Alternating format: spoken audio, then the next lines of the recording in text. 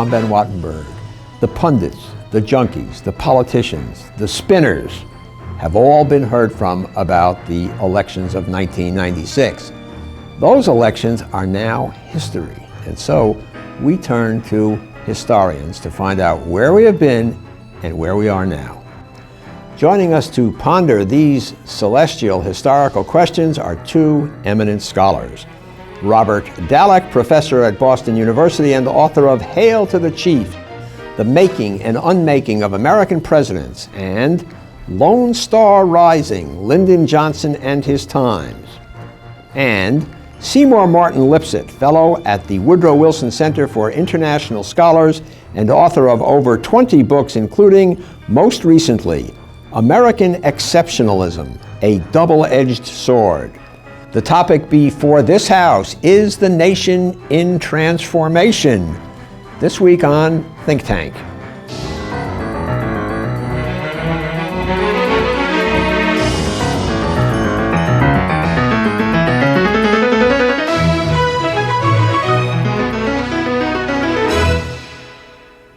For about a quarter of a century, political scientists have been asking whether we are living through a transformative political moment, sometimes called a realignment. Simpler folk ask, is this the end of an era? It is said that these realignments are caused by Big Bang elections linked to major events or issues. Thus, in 1860, slavery divided the nation and the political parties. The candidate of the newly formed Republican Party, Abraham Lincoln, ran against the expansion of slavery. His victory established Republicans as a competitive major party. The financial panic of 1893 triggered a severe depression. In 1896, Republican William McKinley was elected president, beating back radical populist William Jennings Bryan. A new Republican era of government was born. In 1932, another depression scarred America and changed the electoral map. Franklin Roosevelt won the presidency for 4 consecutive terms. Roosevelt ushered in a new era of dominance for the Democratic Party and for liberal government. More recently, the situation has been muddled. Republicans have done well in presidential contests. In the 1980s, Ronald Reagan decisively won the presidency twice as a conservative, but he never had a unified Republican Congress. In 1992, Bill Clinton was elected president, but with only 43% of the vote. He did have a Democratic Congress for his first 2 years, but that didn't last. In 1994, Republicans carried the House, the Senate, and the state houses. Had Clinton lost in 1996, the realignment advocates would have declared the Republican Revolution complete. But Clinton won, and the Republicans held on to the Congress. Interpretations abound. Is it just the status quo? Is it just a pause in the conservative era? Has liberalism reemerged? David Kuznets says Democrats are on their way back. President Clinton's victory this year, was part of a fresh start for American liberalism that began in 1992. Then and now, President Clinton ran as a champion of middle-class interests and middle-class values. This year, his campaign message was often reduced to the shorthand E2, M2, education, the environment, Medicare, and Medicaid. The other part of his fresh start is taking a centrist position on social issues, emphasizing the need to protect and strengthen families and communities, emphasizing the need for higher standards for behavior and achievement in the schools. And this is part of standing for the middle class, standing for their values as well as for their economic interests. David Brooks argues conservatives came out on top. The results of 1994 were basically ratified. What happened in 94 was that 9 million new people voted for Republicans on the congressional level. The question for this election on the congressional level was, will that vote drop back to the old pattern, or will the new 1994 level be the floor from which all future debates take place? And the 1996 results show that this is the floor, that the Republican congressional realignment is so strong, even the Republicans couldn't screw it up. They had a terrible 1995. They did everything wrong. They ran basically bad campaigns, and still they kept their majority. They entrenched their majority. And in the Senate is markedly more conservative than the previous Senate, with the Republicans who kept seats are more conservative than the Republicans they replaced, and they picked up 2 seats. Welcome, eminent historians. We have been hearing a lot of commentary about big change in the air in American elections. How does the big change come about historically in America? Big changes come when there are big developments, a depression, a war, a dramatic change in technology, something that's going to alter the political landscape. And I don't think we're passing through that now, see. I think what's striking about the current situation is how familiar it is in terms of the American political experience, in terms of American political history. It reminds me a lot of the late 19th century, when there was an awful lot of division in the country, but not that wide a division. Presidential elections, for example, you had 9 million votes, and they'd be settled by 10 or 20,000 votes on one side. But then in 1896, you did have the Big Bang election. That's in theory, is that right? So it is said. Well, so it is said, but I'm not so sure. After all, what was the Big Bang? You end up with William McKinley. McKinley is as much a continuum of Republican Party politics and leadership as anyone could imagine. He was as conventional a politician as you could find. But he won by a substantial majority as opposed to the very small majorities that had been. And he replaced Grover Cleveland, who actually had a majority for 3 elections. Well, yeah, not a majority. He had a plurality. Yep. He led in 3 elections. Right, led in 3 elections. But of course, what you get, I think the dividing line is when you get a Theodore Roosevelt, who really consolidates the leadership of the Republican Party. And yet, after that, of course, you get Woodrow Wilson, because you get that sharp break in the Republican Party. So you see, between Teddy Roosevelt and William Howard Taft. And William Howard Taft. But allowing Wilson to be elected with a minority. Right. But I think muddle, you use the word muddle, and I think that describes it more accurately.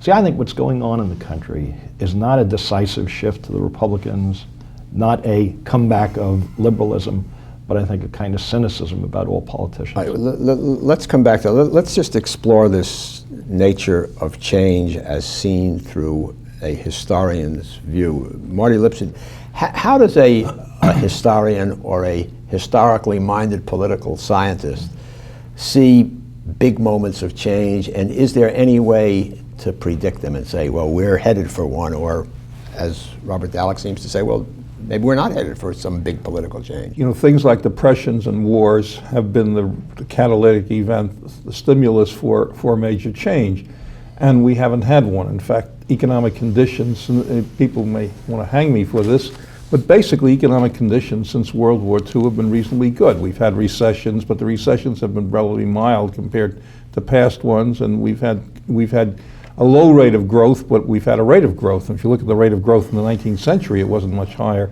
than we had in the... But more volatile. Yeah, more volatile. In fact, the big thing was perhaps from the end of World War I to 73 was the abnormal period. Mm-hmm. That was a period... the end of World War II. Yeah. Because that was a period of higher growth than we ever had. Yeah. But so we went back really more to what has been the American normal pattern.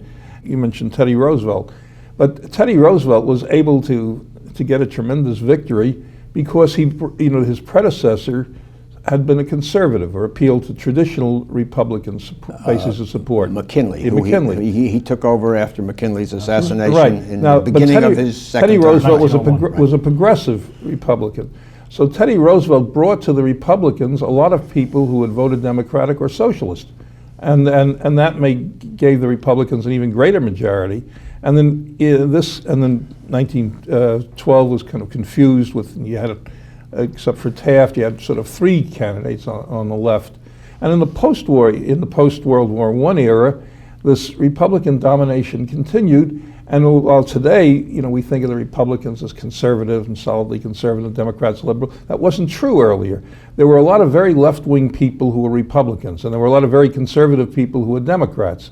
The closest thing we've ever had to a socialist government in a U.S. state was under the Republicans in North Dakota, where the Nonpartisan League, which was a very social democratic one. In fact, William Langer, who was governor and senator of North Dakota, supported Adlai Stevenson in 1952. And Stevenson tells the story that when he came to North Dakota on a campaign train, which they had then, that Langer told him, "I wanted you to know that you're the first Democrat I've ever supported for president. Previously, I've always voted for Norman Thomas." And this was and this is a Republican senator from the mid-continent. Yeah, right. And there were a lot of these progressives, the LaFollettes and so on. And whereas in the Democratic Party you had, people who the word reactionary applied, racist, and so forth. And this made the whole question of the strength of the parties, the votes for the parties, much more confusing than today.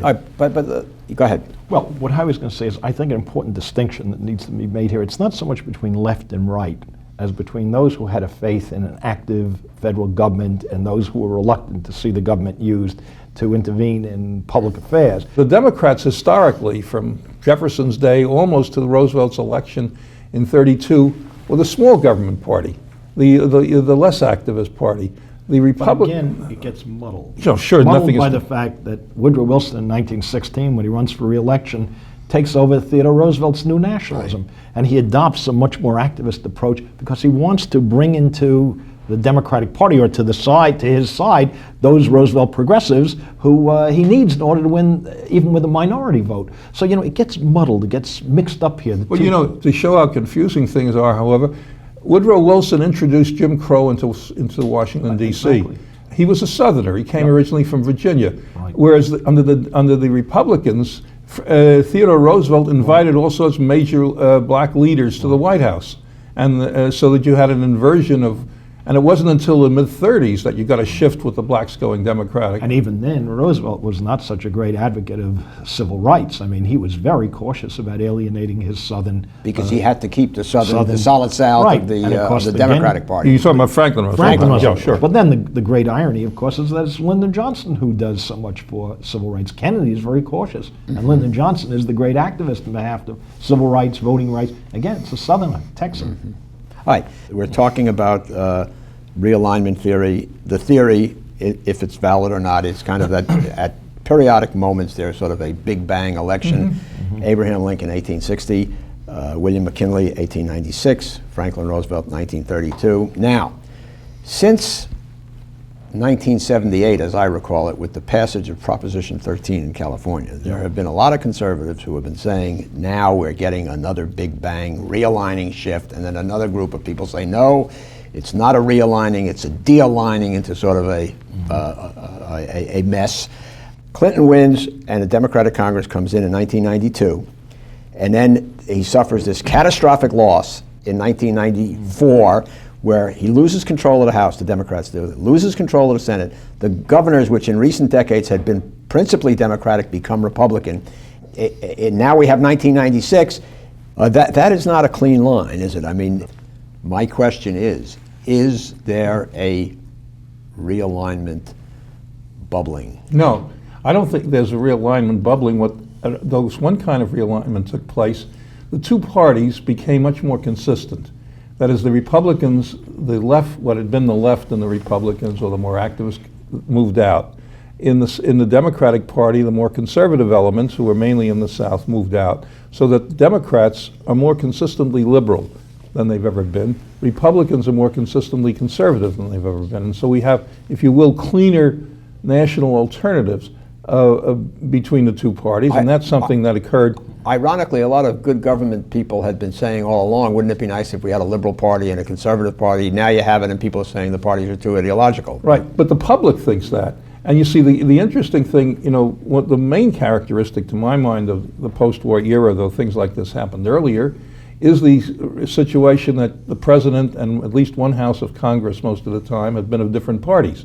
Now, if you look at the opinion polls, Gallup has asked the question repeatedly, would you like the president and the Congress to be of the same party or of different parties?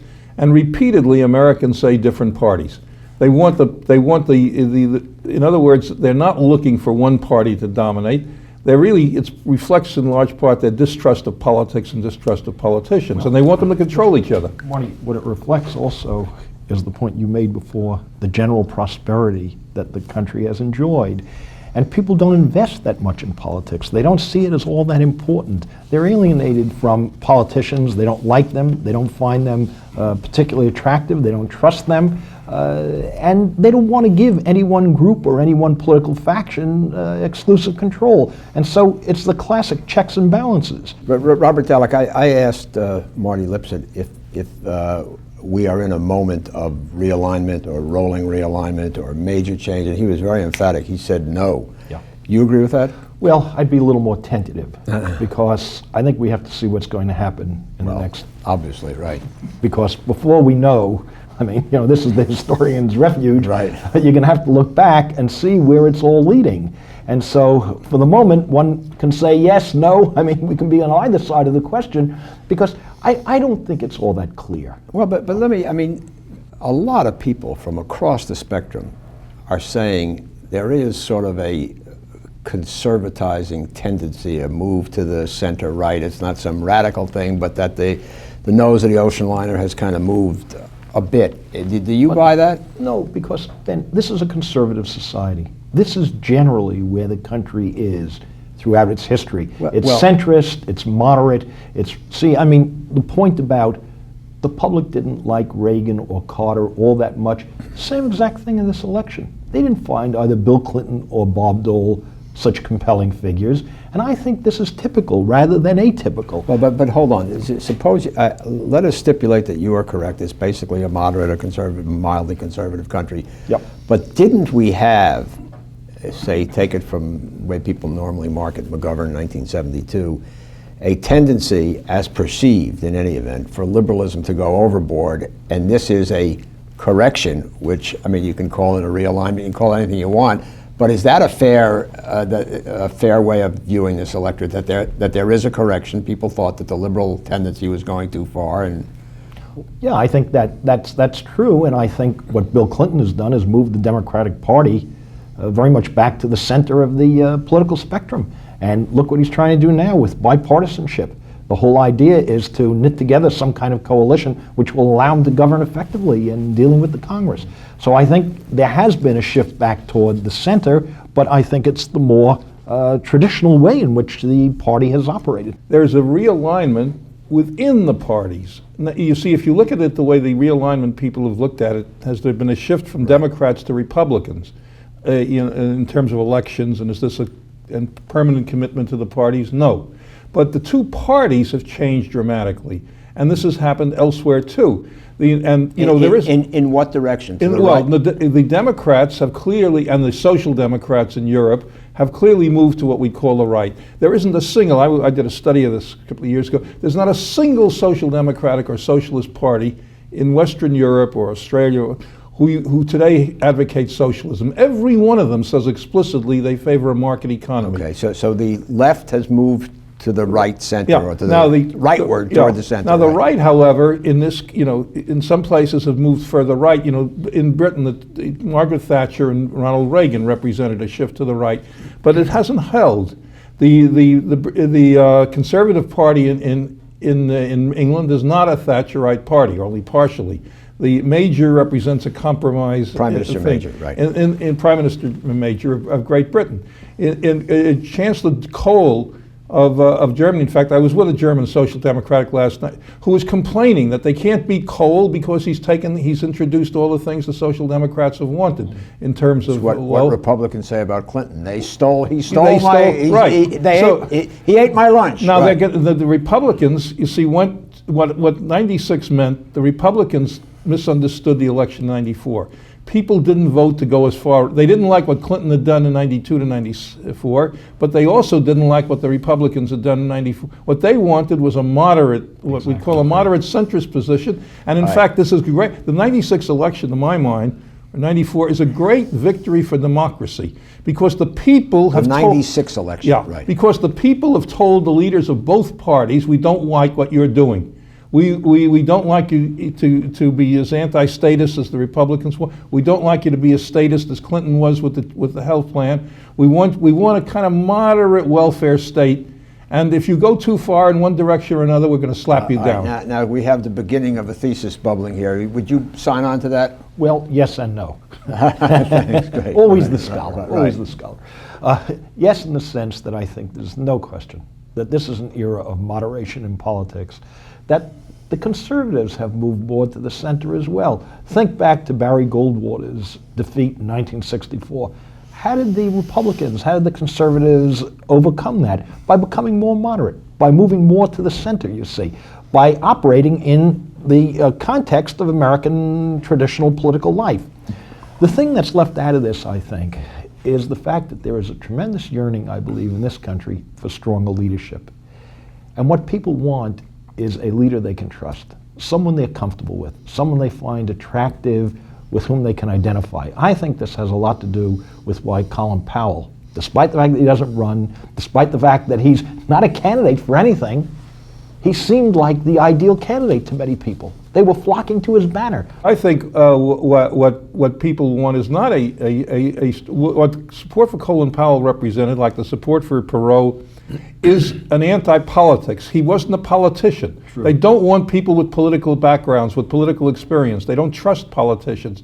And so they turn to a general. But if he ran, of course, he would immediately become a political figure, and then they'd start chipping away. Right. And you see, when you say strong leader, a strong leader has to be a person who's taking the country in some direction. And I don't think they want that. They don't want somebody they want somebody who will be an ethical, principled, honest leader of the country. True, but Marty, who stands for the country. Well, but they want certain things. If you go and look at the polling data during Clinton's first term over the health care issue, over health insurance, there was a massive outpouring at a certain point in time of sentiment for a dramatic change in the healthcare system in this country. Now, Clinton flubbed it. I think they stumbled. They didn't carry that ball across the line.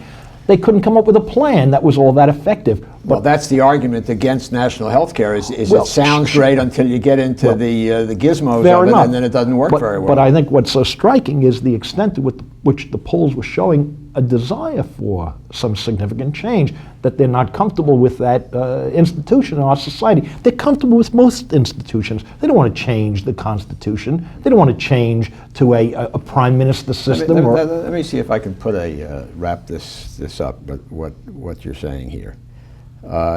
In the context of what Robert Dallek says, that we do want some leadership, some real leadership, you have a polity where, as Marty Lipset says, the left has moved rightward toward the center. Mm-hmm. The right has moved leftward toward the center.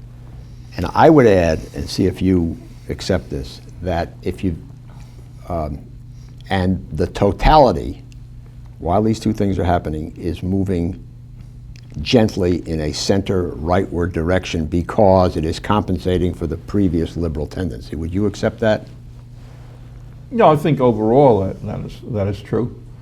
But as I say, as we both said, in doing this, the right overcompensated, sure, and they've got slapped down for it. Mm-hmm. And I think the American public, as of now, and I think the politicians of both parties understand this, that they have to be moderate or they're going to be slapped down. If you have a right-wing Republican against a centrist Democrat will win. Right. If you have a left-wing Democrat against a centrist Republican, the centrist Republican will win. All right, now, Robert Dallek, will you, so we can get out on a note of harmony, the left is moving to the right, the left is moving rightward toward the center, the right is moving leftward to the center, the whole kit and caboodle following a liberal tendency is moving somewhat to the right. Do you buy that? I do buy it. Stop! Thank you all very much. But not forever. No, but not forever. You got it. Thank you, Seymour Martin Lipset and Robert Dallek, and thank you.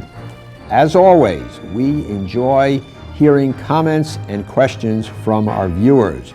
Please contact us via email at thinktank@pbs.org, on the World Wide Web at www.pbs.org, by fax at 202-862-4885, or by phone toll free at 1-888-87-THINK, or by the old-fashioned snail mail at New River Media, 1150 17th Street, Northwest, Washington, D.C. 20036. Regardless of which way you communicate with us, please do let us know where you are from. For Think Tank, I'm Ben Wattenberg.